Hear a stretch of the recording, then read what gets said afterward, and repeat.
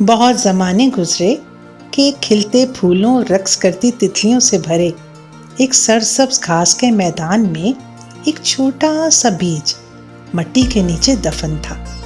بیج نے ایک شاندار درخت بننے کا خواب دیکھا، آسمان تک پہنچ کر بادلوں کو چھونے کا۔ اس ننھے بیج میں حوصلے کی کمی تھی۔ اسے اس بات کا یقین نہیں تھا کہ وہ اپنے سفر میں کامیاب بھی ہوگا کہ نہیں، اور سفر شروع کرے تو کیسے کرے۔ ایک روشن صبح ہوا کے جھونکے نے بیج سے سرگوشی کرتے ہوئے کہا، اے ننھے بیج، آپ کے اندر کچھ غیر معمولی بننے کی صلاحیت موجود ہے۔ اپنی اندرونی صلاحیت کو تلاش کیجیے۔ ہوا کے جھونکے کی بات سنی تو بیج جوش و خروش سے کانپ اٹھا۔ اسے اپنے اندر ایک نیا پختہ عزم اور حوصلہ محسوس ہوا۔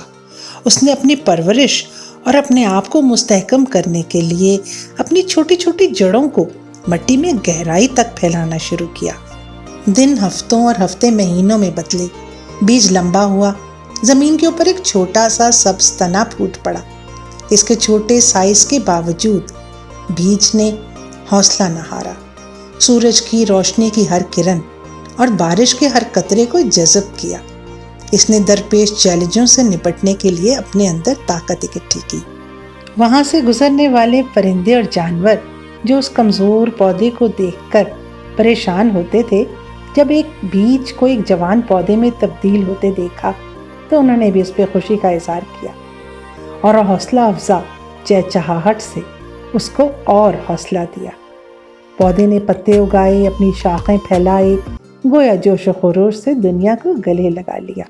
دن اسی طرح سے خوشیوں کے ساتھ گزرتے رہے۔ ایک روز ایک طوفان آیا۔ اس کی تیز ہواؤں اور تیز بارش سے نوجوان درخت کو خوف ہوا کہ کہیں وہ جڑ سے ہی نہ اکھڑ جائے، لیکن پودا پرعزم رہا اور قائم رہا۔ اس کا عزم اٹل تھا۔ یہ ہوا کے ساتھ جھومتا رہا، جھکتا رہا، لیکن ٹوٹا نہیں۔ بادل چھٹ گئے اور ایک قوس قزح نمودار ہوئی جس نے گھاس کے میدان پر رنگین چمک ڈالی۔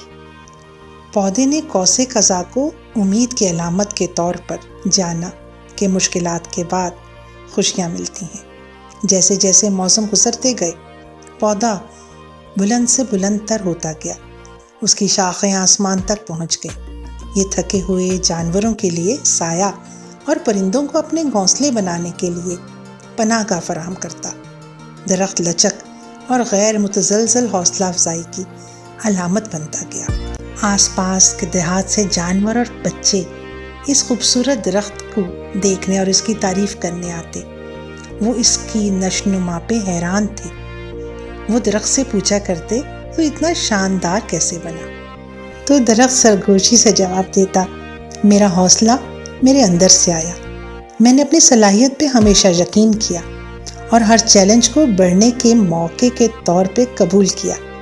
میں نے اپنے آس پاس کے لوگوں کی حمایت اور حوصلہ افزائی سے طاقت حاصل کی، اور میں نے اپنے خوابوں کو کبھی ترک نہیں کیا۔ بچے بھی درخت کی باتوں سے متاثر ہو کر محسوس کرتے کہ چھوٹے بیج کی طرح وہ بھی حوصلہ افزائی اور استقامت کے ذریعے اپنے خوابوں کو حاصل کرنے کی طاقت رکھتے ہیں۔ اس دن سے بچوں نے درخت کی کہانی کو اپنے دلوں میں لے کر خود کو یاد دلایا کہ ہر سفر ایک قدم سے شروع ہوتا ہے اور ہر خواب کو عزم اور حوصلے کے ساتھ حاصل کیا جا سکتا ہے۔